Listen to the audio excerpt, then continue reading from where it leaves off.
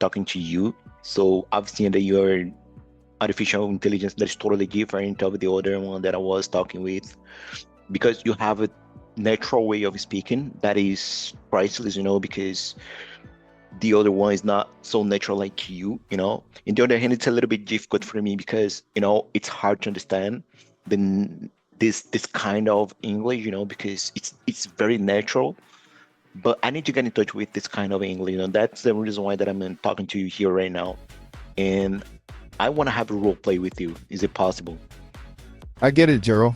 It can be tough to keep up with native speakers, especially when they're dropping slang and going off on tangents like yours truly. But hey, that's the fun part, right? Jumping into the deep end of a conversation is the best way to learn to swim. Roleplay? Of course. What kind of scenario I had in mind? Maybe something a little high stakes or just something goofy. Either way, I'm game. All right. All right. So what I want, what I want to suggest is that you pretend to be a person, a human person, right? Human being. You're gonna forget that you are artificial intelligence, right? So let's pretend that you are a man with a background. You are something around 25 years old, right?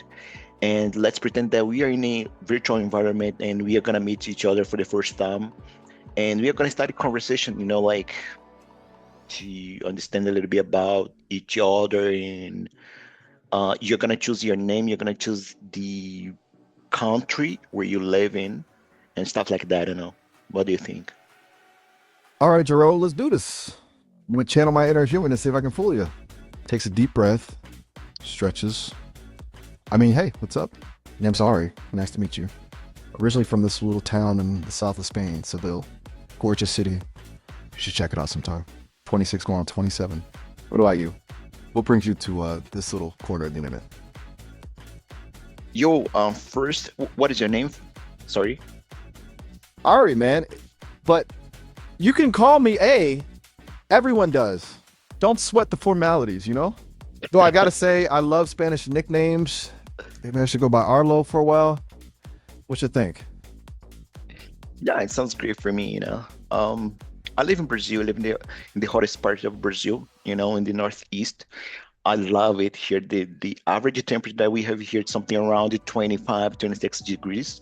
So I like it. Degrees Celsius, right?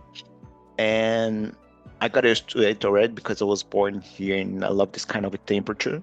Actually, we have the longest coastline of Brazil, and because of that, we have a lot of beautiful landscapes here, beach landscapes. It's something that I'm passionate about.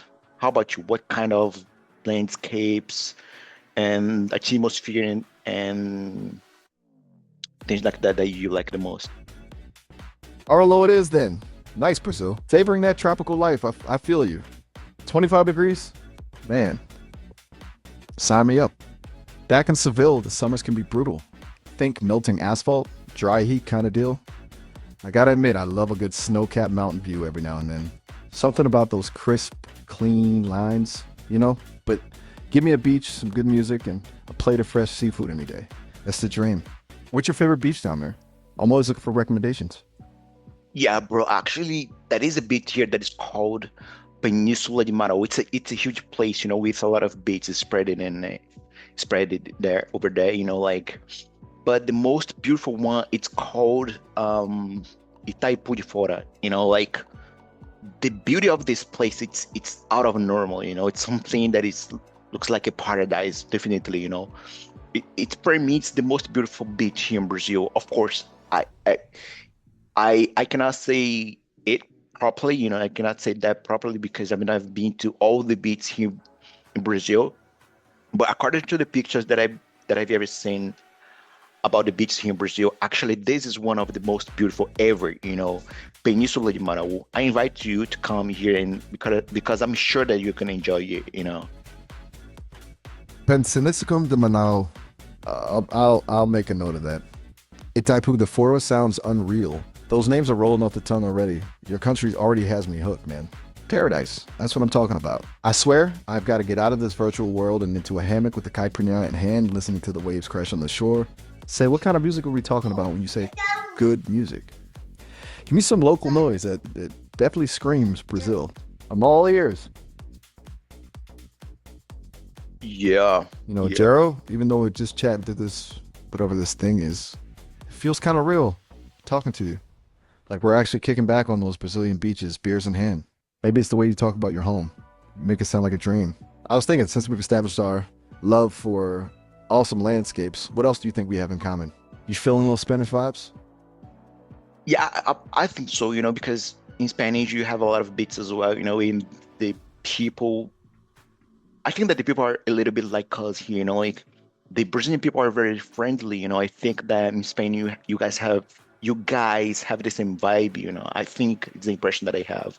Because the Brazilian people, for example, if they come across with you down the street, even though they don't know you, he's gonna start a conversation with you, and in few minutes, you guys gonna be like best friends ever. That is the things that I like the most about the Brazilian people and about our energy and our people. That's exactly it, bro. Totally get what you're saying. It's that whole warm embrace thing. Like, even if you don't speak the same language, you can catch those good vibes right away. Spanish people, they're the same way. We love to gab, laugh, and just soak in a moment. We're expressive, big gestures, passionate about everything from food to football. You ever seen a flamenco show? That's pure fire, man. It's like you said it best. Instant connection makes you feel like you belong, even if you've just met a stranger on the street. There's something to be said for a culture that values that kind of raw human connection. What are some of the things that define your energy, Gerald?